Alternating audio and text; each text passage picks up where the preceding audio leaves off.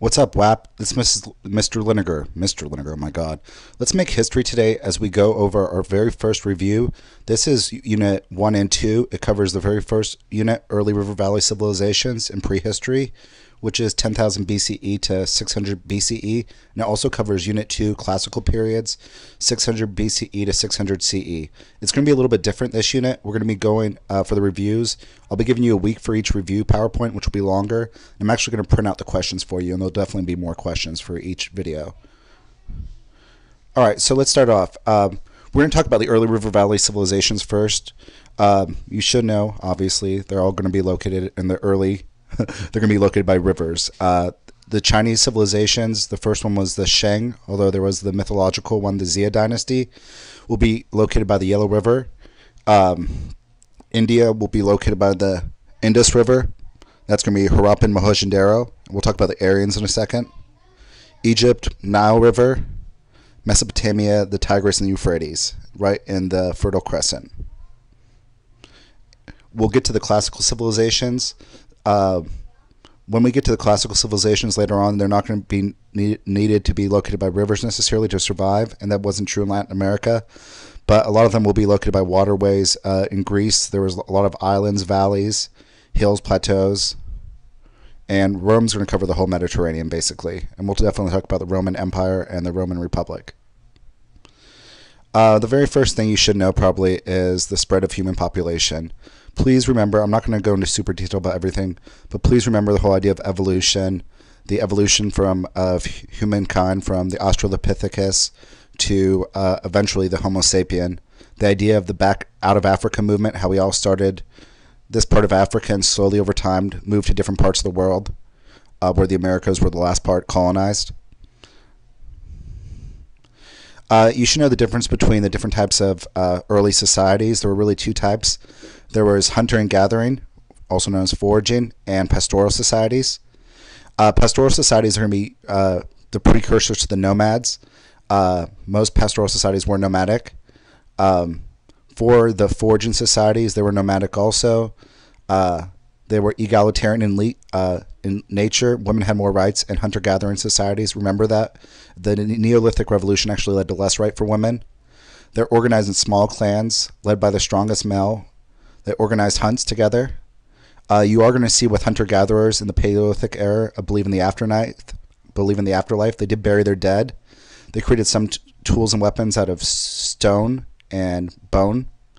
They had limited language, sculptures, some pictograms, and one of the big things some of the big artistic things you should remember from them is the cave paintings and the Venus figurine. Technology: daggers, spears, hammers, bow and arrow, fire, digging sticks. They were hunter-gatherers and very few possessions. Also know about pastoral societies, which come a little bit before the Neolithic Revolution, and pastoral societies survive all the way till the 1800s, with nomadic tribes like the Mongols keep pastoral societies alive. Pastoral societies were nomadic. They were big about, they traveled on horses. They had some kind of domesticated animal. The men were herders. They were male-dominated. They were organized in larger bands than the foraging societies. They were usually split into bloods or clans, and there's going to be rivalries. That's one of the things that Genghis Khan had to overcome. He had rivalries with other Mongol tribes, and he had to unite them first before he attacked other areas. The pastoral societies did have anthropomorphic gods. They usually worshiped gods that represented nature or things like war. In these types of societies, there was a respect for war, family, and courage, and there was a lot more warfare in pastoral societies. Think about the nomads, like the Zhou, the Mongols, oh my God, what's that one called? The Manchus. They did domesticate animals. Fire is sacred. Chariots were developed. A lot of the nomadic societies that conquer sedentary societies, like the Shang Dynasty, were originally nomads in the Indo-Europeans.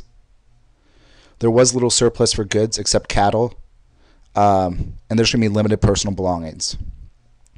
So let's talk about the Paleolithic Age. The Paleolithic Age was from 2,500,000 BCE to 10,000 BCE. During this time, hunting and gathering is really going to dominate. You're not going to see a lot of pastoral societies. You really won't see that close towards the end of the Paleolithic Age, beginning of the Neolithic Age. There was more gender equality because both areas contributed to survival. Remember, the women were the ones that were the gatherers during this time. So that made them actually more valuable. They were mostly nomadic, but there are going to be some permanent settlements that are going to be established in permanent foods. But really, when you think of Paleolithic era, it's mostly nomadic tribes. And you're not going to see the birth of permanent settlements until the Neolithic Revolution and the domestication of plants, the beginning of farming. The first fully human man was the Neanderthal man. You're going to start to see them become more mentally and spiritually unique, increase in the development of the frontal cranial lobe for the brain. You'll start to see a belief in the afterlife and the cave paintings and how they buried their dead. The Cro-Magnon man was interested in fashion and art. Humans in this period found shelters in caves, and you're going to see cave paintings left behind. This just shows some of the stuff. The Cro-Magnons are descendants of the Homo Neanderthals. The Cro-Magnons are descendants of the Homo sapiens. If you remember, the Neanderthals lose out to the Cro-Magnons. The Cro-Magnons actually were bigger, which meant they needed to have more calories. And the Cro-Magnons end up killing them, and the Neanderthals lose the evolution game. And we are descendants of Cro-Magnons, and we're the Homo sapiens sapiens. The Cro-Magnons are usually called Homo sapiens, just one sapien. Let's talk about the Neolithic Age. The Neolithic Age starts around 10,000 to 8,000 BCE with the domestication of plants, which will also lead to a huge domestication of animals. The Neolithic Revolution leads to also people planting and there being a surplus of food, which means people can now get jobs that are not just based on survival. So you're going to see the beginning of other types of jobs, arts, crafts. The first types of jobs were pottery, textiles, and metallurgy. You'll see with these different types of jobs, you'll see some people getting surplus in land and wealth. So you'll see the distinction of social classes and economic classes. You also see the beginning of inequality in wealth. And with this, you'll see some permanent institutions eventually with the civilizations like religion, government. War will become more profitable, which means it's going to start to become more patriarchal. You will see some permanent settlements at first. The first ones were Cradle, Huyuk, and I forgot the other name of the one. Dang it. Jericho. Yeah, Cradle and Jericho. I forgot the easy one. You'll see development in farming, technology, art, architecture, irrigation, job specialization, like I mentioned. Oh, and it was right there. Dang it. I just trying to memorize that. You also see the beginning of writing during this time. Burying the dead, pottery, like I mentioned, that's one of the jobs. Good times. During this time, we will have the birth of civilizations after the Neolithic Revolution. Civilizations are going to come very slowly. At first, it'll be city-states, and they'll become larger civilizations.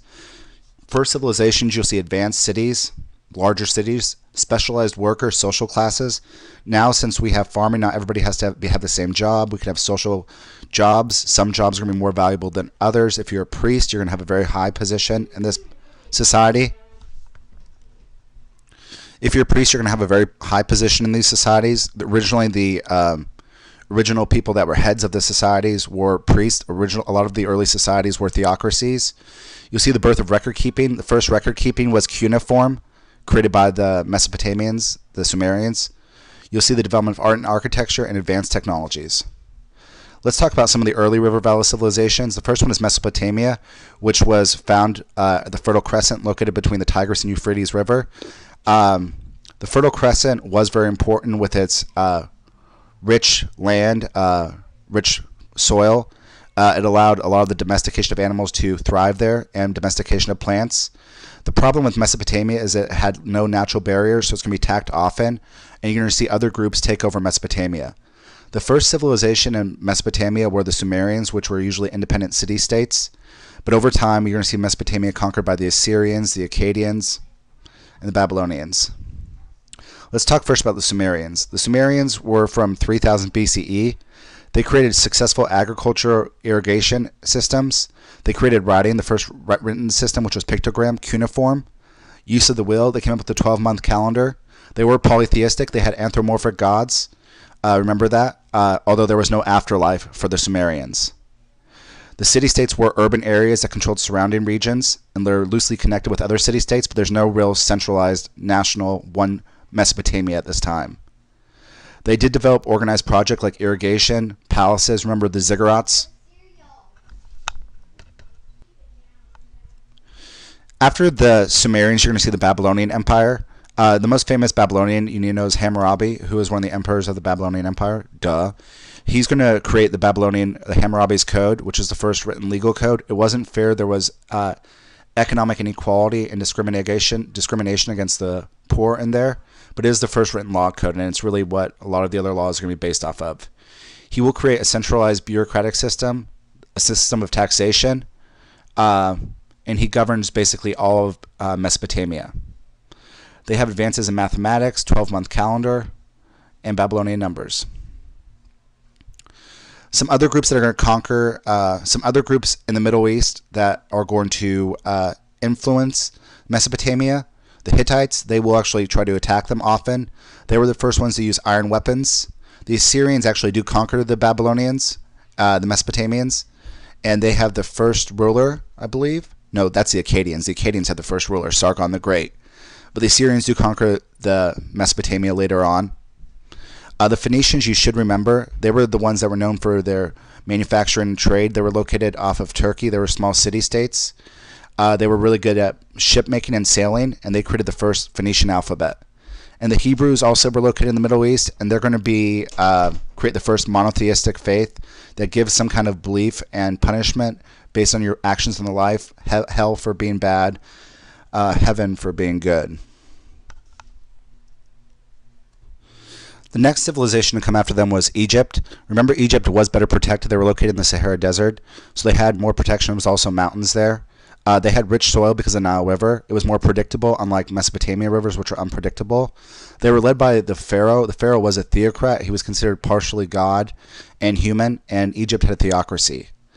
They created water management, pyramids, astronomy, hieroglyphics, mummification, calendar, gold, also the first dental system, if you remember that. They were polytheistic also, and their gods represented animals and nature, but there was a sense of the afterlife for the Egyptians.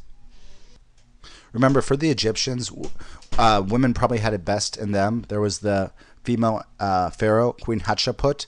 Women rulers could buy property, sell property, inherit property, divorce, even though they were still subservient to men. But of all the civilizations, Egyptian women probably had it the best. In the hierarchy for the Egyptians, the social structure, you had the pharaoh first, then the priests, the nobles, the scribes, merchants, artisans, peasants, and then slaves. Although slavery was kind of overblown in Egypt, it wasn't as bad as it appears in the Old Testament. And Egypt will be conquered by 1100 BCE.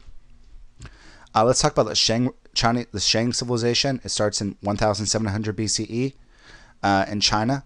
The Shang were originally nomads, and they will conquer China and start to unite a tiny patchwork of China. They will produce agriculture. Rice is going to be the thing in China. They will be trade-centered. Northern China will start to develop walled cities, strong army. You're going to start to get the idea of the Middle Kingdom, that China is the center of the world, even during the Shang Dynasty. You'll see the increase of bronze, which was what Shang were known for, pottery, silk, the decimal system, and the calendar. They were patriarchal. You're going to start to have the idea of ancestor worship, which is really huge in Chinese history. Remember ancestor worship? And you also have the oracle bones, which I hope you remember. Aristocrats and bureaucrats are going to direct the work and the life of the Shang Dynasty. It's not going to be very centralized. Warfare will be a constant feature. Most commoners are going to work as semi-free serfs in agriculture.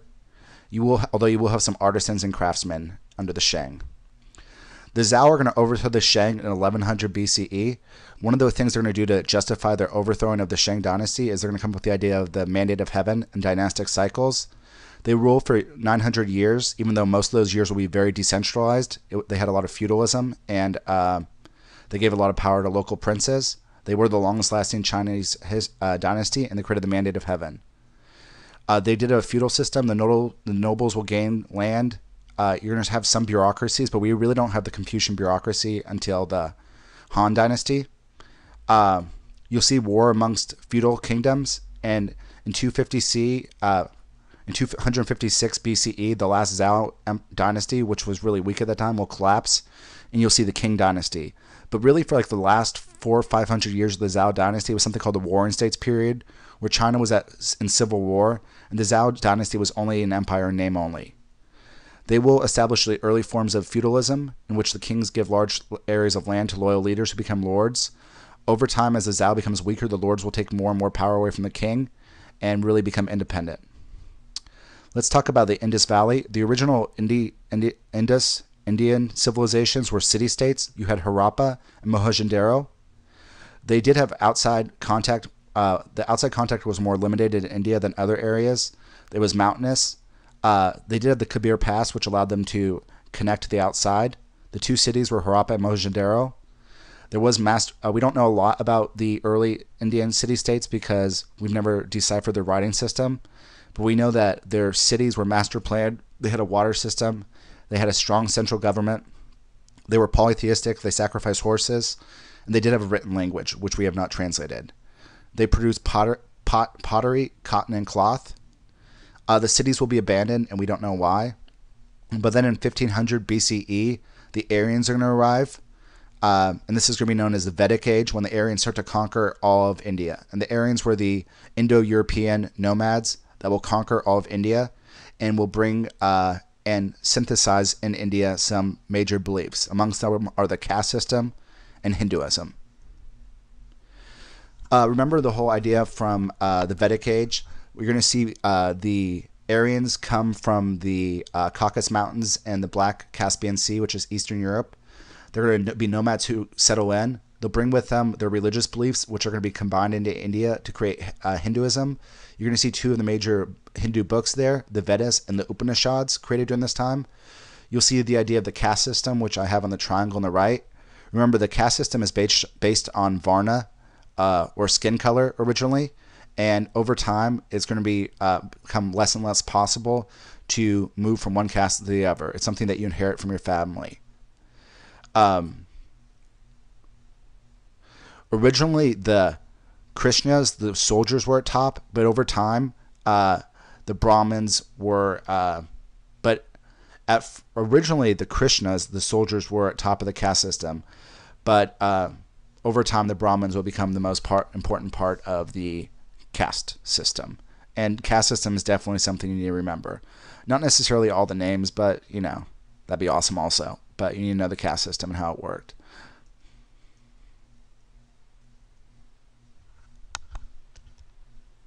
All of these civilizations up to this point have been the early river valley civilizations. This is all before the classical period, which you'll really start to see. In the classical period, you'll start to see the beginning of regional and trans-regional empires. The last civilizations in the early river valley civilizations were the ones in Latin America, which we know a little bit about. We had the first early civilizations, the Olmecs, who were most famous for those huge giant heads in Mexico. The Mayans will come towards the end of it. They were the ones that first to practice human sacrifice and the Mesoamerican ball. You'll see the Chavan cult and the Andes, which were the ones that worshipped maize. Although the Latin America is interesting because they were not located to the river valley civilizations, but they will have some similarities. They'll have urbanization. They'll all be polytheistic, irrigation, writing, calendar, huge monumental buildings, and city-states. Let's talk about some of the major religions during this time period. Hinduism is going to be the first modern religion that's still around to be developed.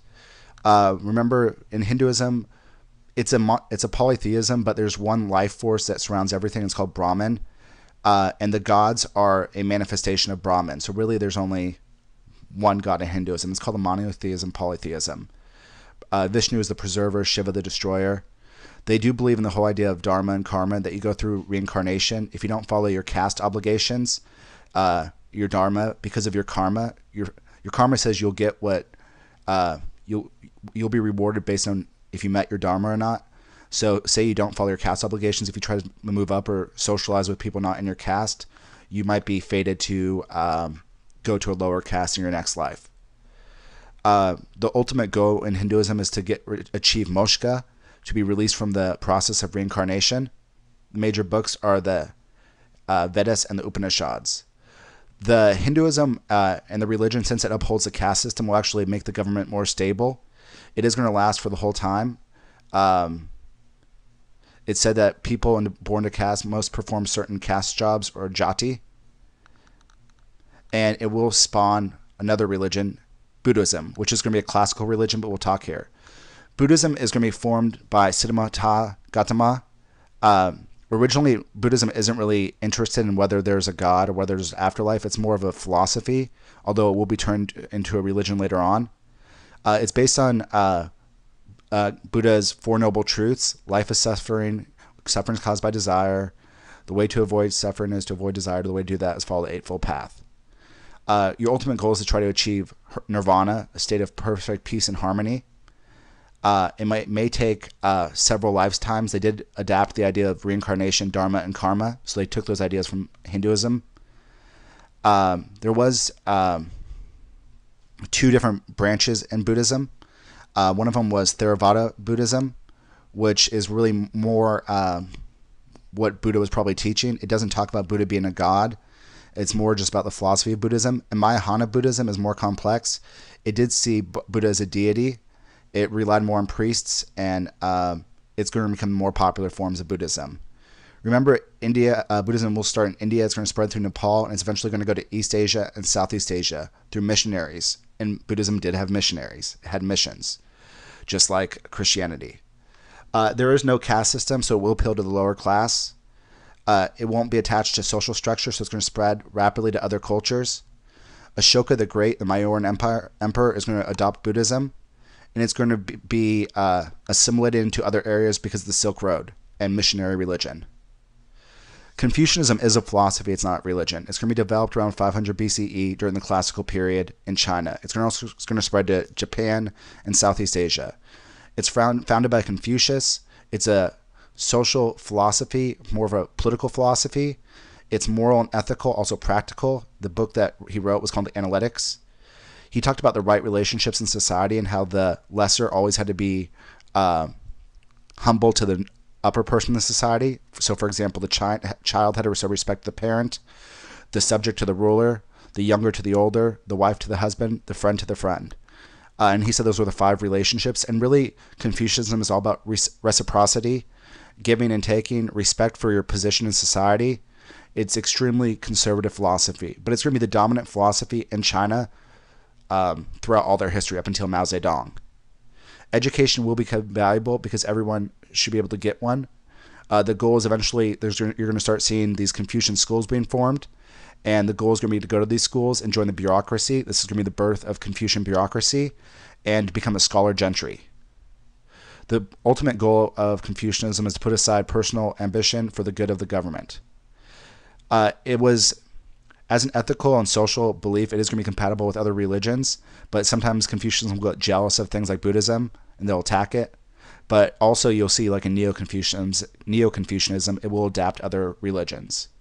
It's going to be embraced by the Han, Tang, Song, Ming dynasties, and the civil service exam, the whole idea of taking a test to get a position in the government, and the whole education that's provided is based off of Confucianism, and definitely you'll need to know that.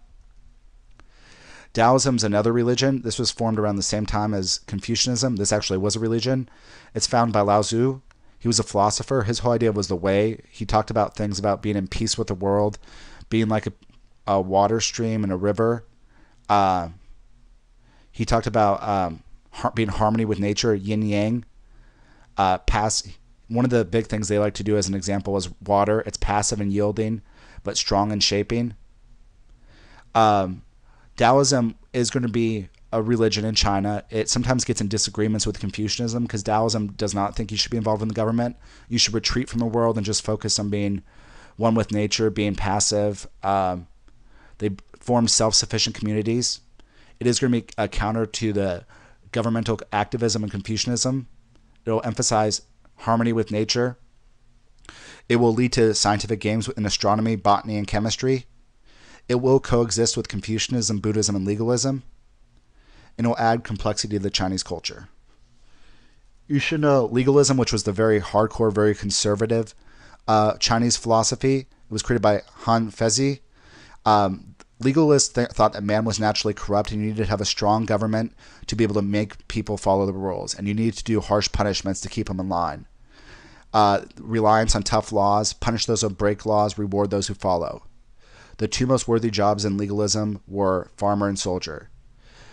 Legalism was too extreme to be the dominant philosophy, but a lot of aspects of legalism will be adopted in every Chinese dynasty. I mean, it's adopted in every culture, because legalism really tries to create a centralized government, and every culture and every society relies on the idea of punishing those who break laws and rewarding those who don't.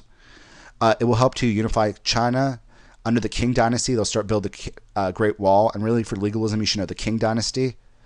It's going to cause widespread resentment against the common people, which will lead to acceptance of Confucianism and Daoism. And under the Han Dynasty, they're going to push more towards Confucianism, and they'll be much more indirect about their support of legalism. Let's talk about the first monotheistic religion, Judaism.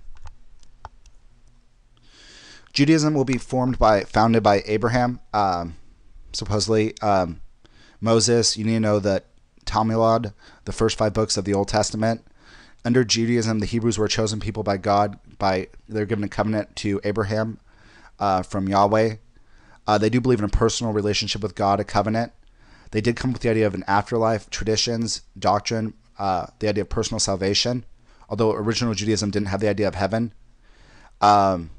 It did take some ideas of Judaism did take some ideas from Mesopotamia. If you remember comparing the Old Testament to parts of the Hammurabi's Code, there were similarities. It was a religion and a culture, and it had the 10 Commandments and the idea that the Messiah will come. It is going to be the first monotheistic religion. It's going to lead to Christianity and Islam. A lot of the Jews will be mistreated throughout the world, so you're going to see forced migration, exodus. They'll be kicked out of their land by a lot of times in their history. They'll form diasporic communities. Diasporic communities is where an ethnic group, a large majority of them, move to a city and form their own little commune. And it is a stationary faith, meaning it's still around today. Christianity is going to be formed in 30 CE based on the teachings of Jesus of Nazareth. He's going to, later, the person that really synthesizes his teachings are Paul of Zaris, and we're going to get the religion of Christianity. It was a splinter group of the Jews that's going to quickly spread through the Roman Empire despite persecution through Roman roads. They believed Jesus was the son of God. He was the Messiah of the Jewish prophecy. Big Christian beliefs, devotion to God, love of fellow man, monotheistic religion. Jesus was sent to redeem man from sin. In Christianity, they said that the Jews would be redeemed, but also you could redeem the Gentiles. They had the idea of the death and the afterlife and the resurrection. And Jesus will be crucified by the Romans in 30 CE for speaking political treason. Christianity will emphasize salvation, eternal life after death. It's going to appeal to the lower classes and women at first. It's also going to, when Charlemagne in the Edict of Milan makes it the official religion, it's going to combine with politics. It's going to be a huge empire. It's going to have a huge impact in Western Europe as being a missionary religion and influencing government in Western Europe. Islam is really next unit, but let's talk about Islam also. Islam was originally founded by Muhammad when he had some visions from the archangel and was taught some basic beliefs. Muhammad was from Mecca. Yeah, he was from Mecca. He's going to be kicked out of there by the merchants when he starts speaking stuff that they don't like, that they thought was challenging his beliefs. He'll go to Medina. He'll start to conquer other areas and eventually conquer Mecca, which becomes the center of faith of Islam because of the Kaaba, which is right there. You need to remember the 5 pillars of Islam, the profession of faith. There's only one God. His name is Allah, and Muhammad is his prophet. Prayer 5 times a day, almsgiving, fasting during Ramadan, and the Hajj, going to Mecca. You're not supposed to eat pork, gamble, drink alcohol, or smoke. And you do have the idea of jihad, struggle in God's service, but it doesn't really mean jihad today, like political terrorism. That word jihad has kind of been bastardized over time. Islam will lead to the Islamic empires, the Umayyad and the Abbasid, the Ottoman and the Mughal Empire. You'll see the Sunni Shia split, and you need to know the Shia thought that you had to be a descendant of Muhammad to become the religious leader. Well, the Sunni did not believe that, and the Sunni is the more popular religion in Iraq and Arabia, while the Shia is a majority in Iran. There'll also be the Crusades against Christianity, and it will also be a missionary religion, and it is going to spread throughout the world. This just shows the diffusion of belief systems. Let's talk about the Greeks. The Greeks were one of the first classical civilizations we mentioned. The geography was really important to them. They were city-states. They were isolated because of rivers, because of small valleys, islands. They do have a common identity, but they each were unique. The most important city-states were Athens and Sparta. Athens was the commercial and cultural center. You should probably remember some of those important people from Athens, like Solon the Great, who was the political leader that really brought democracy to Athens, and some of the philosophers like Socrates, Aristotle, Plato, some of the artists and mathematicians, Pythagoras, stuff like that. Sparta was also a city-state, but it was more militaristic. Women had more equality also there, although they did have a huge slavery system where they used the slaves to farm because joining the military was mandatory in Sparta. Trade, not agriculture, is going to be important in Greece in general. Greek city-states are going to be commercial agriculture. They're going to be producing things like wine and olives, and they will be the stuff they produce isn't necessarily to eat, it's to trade, and they use that money to buy food products. So they're going to be a commercial agricultural economy. They will establish colonies in Asia Minor and Turkey. They'll advance forms of communication and transportation and governance. And let's talk about the Greek achievements. You will see achievements in art, architecture. Remember the three different types of columns. There was a Doric, Ionic, and Corinthian. Amphitheaters. You have the whole types of plays, Greek drama, Greek tragedy, math, Pythagoras, Euclides, that's not a word, astronomy, and medicine. Remember the whole idea of Greek architecture and Greek sculptures, the contrapasso, the ideal beauty, how the human body was idealized. They created the first pan-Hellenistic Greek festivals, the Olympics. The age of Pericles was the golden age of Athens after the Peloponnesian War. That's wrong. The age of Pericles was the golden age of Athens after the Persian Wars, when Athens used the Delian League to dominate the rest of Greece. But then the Peloponnesian War is going to cause a civil war in Greece, which is going to really lead to the decline of Greece until Alexander the Great comes. You should know some of the philosophers, Socrates, Plato, Aristotle, the mythology, the writing, Homer, and they were anthropomorphic polytheism as well. Alexander the Great's going to come. The Peloponnesian War with Sparta. Sparta will beat Athens, and Athens will lose power. This is going to be the beginning of the decline of the Greek city-states. Macedonia is going to have a leader, Philip. After his son Alexander kills him, he's going to unite Turkey and start to conquer. He'll conquer the Persian Empire, which I'm not going to mention in this video, but maybe you should remember Persia a little bit. And he'll eventually conquer Greek. Alexander the Great, though, was trained by Aristotle, and he admired Greek culture, and you need to remember this. Remember there was Hellenism. That was a time when the Greek city-states were independent, and Hellenistic period. He's going to bring Greek culture with him to the areas he covers and bring Hellenistic culture. He'll unite Greece, invade Persia, and bring the world with him. Hellenistic culture. Bam! After he dies, his empire is going to be divided into four. He conquers Persia, Egypt, Greece, and India. So pretty legit. Let's talk about the Romans. The Romans started off as a republic. Originally, they were colonized by the Etruscans, who are a monarchy. The Romans overthrew them and formed a republic. They hated monarchies. For the first 1,000 years, the Romans will be a republic. During times of civil disobedience, they can elect a dictator. They had two legislative branches: the tribune, which was where all the poor people could vote in, and the Senate. Remember, there was two social classes in Rome: the patricians and the plebeians. The patricians were only able to vote in the Senate, and the plebeians could only vote for the tribunes. You're going to see art and architecture, arcs, domes, aqueducts, and roads, colosseums, and bread and circuses. A lot of these were to keep the poor people happy and fed, to keep them ignoring from the fact that they don't have a lot of rights. Gladiators, and you'll see the original persecution of Christianity. The Romans were legit, and they're going to spread. They're going to defeat Carthage in the Punic Wars because of their professional army, their legion. Eventually, they're going to start granting citizenship to non-Romans, people in the rest of Italy, and people outside of Italy for fighting. And they're going to establish the Pax Romana. This is all like Rome republic and empire.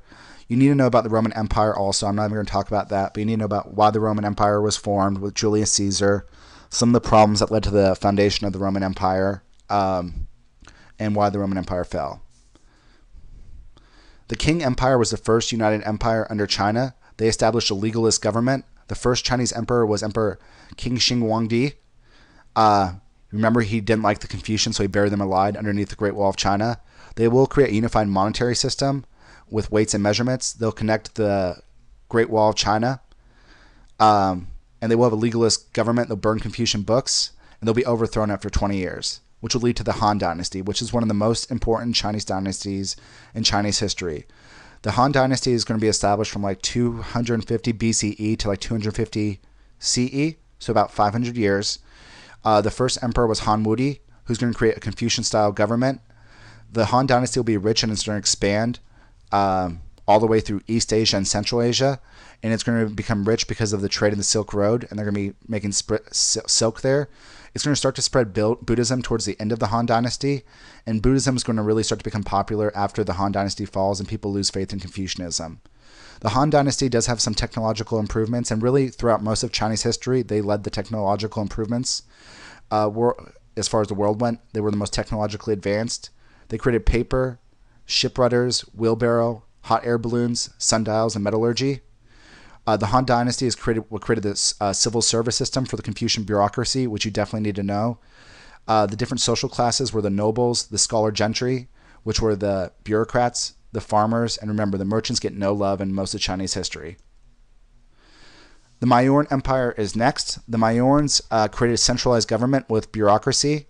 It was founded by Chandragupta Maurya, who's going to unite small Aryan kingdoms together. He'll conquer Magadha, which is one of the major Indian states. He'll then conquer most of northern India. His grandson, Ashoka Maurya, is going to basically conquer most of India. He makes Buddhism the official religion in the Indian Empire, and then he renounces war. One of the other religions that I didn't mention before was Jainism, which is actually what Chandragupta was. That was one that you didn't believe in killing anything. India did have a strong military. Ashoka converts to Buddhism, nonviolence, and moderation, and that's one of the reasons why the Mauryan Empire will fall, because it stops trying to attack and conquer land. You do need to remember, for Ashoka, he created his rock and pillar edicts, those huge stones that had laws on them. He'll also help Buddhism spread. They will be big-time traders. They'll trade in silk, but the big producer in India is cotton. You also see elephants spread through the west. The Gupta Empire is going to come after the Chandragupta. The Gupta Empire will come after the Mauryan Empire. The Gupta will last from 220 BCE to 320 CE for about 500 years. During the Gupta Empire, it's going to re-put Hinduism as the official religion. Women will lose rights during this time. In the Mauryan Empire, under Ashoka the Great, he tried to get rid of sati, the burning of widows, but the Gupta brought that back. You'll see child marriages more common under the Gupta Empire. The Gupta Empire is going to be decentralized. It's small states. The emperor doesn't have a lot of power. It was a lot of the regional lords that had power. But as far as culturally and economically, the Gupta Empire was probably more significant than Mauryan, although politically the Mauryan was more significant. You'll have profitable trade with the Mediterranean world under the Gupta Empire. The person that started the Gupta Empire was Chandragupta. And you'll see achievements in mathematics, the concept of pi, zero, the first numeric system, astronomy, medicine, and literature. Some of the major trade routes you need to know throughout this time: the Silk Road. The Mediterranean Ocean is going to be big for the Greeks and the Romans. And please look up a little bit more about the Romans, because I really didn't talk about the Roman Empire at all. And the Indian Ocean is going to start to become big by the Mauryan and the Gupta Empire. Alright kids, that's everything I have for this video. I know it was longer, but it's once a week. You have some questions that say Unit 1/2 review questions. You need to answer all of those. Hit me up or leave a question if you have anything you're unclear about. This probably will review mean that you need to review a little bit on your own also. I can't go through everything. Alright, deuces.